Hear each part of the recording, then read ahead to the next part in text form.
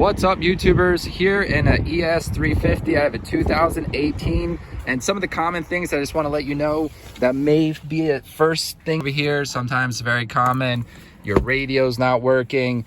You have some of these devices not working. The best thing you could do is come over here, turn off your car, get yourself some needle nose pliers, and what you're gonna do is come over to the bottom here, and you're gonna look up as you follow me in the driver's footwell, right over here to where you will see.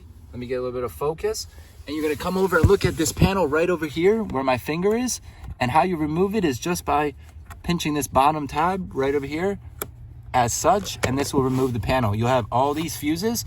Now these fuses can be pulled out easily with needle nose pliers. And what you wanna do is make sure in the middle of the fuse that it's all connected.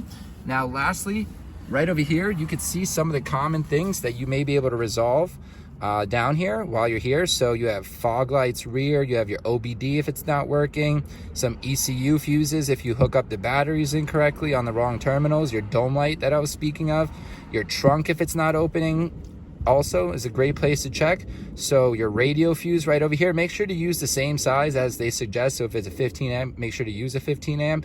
And don't put in the comment section whether you can use a smaller one or bigger one, as I tend to get. Just use what's recommended. All right, so those tend to be the common ones. The washers over here too, that's very interesting. All right, share in the comment section if any of these fuses were blown on yours and if this was your solution. Thanks for watching. Like and subscribe.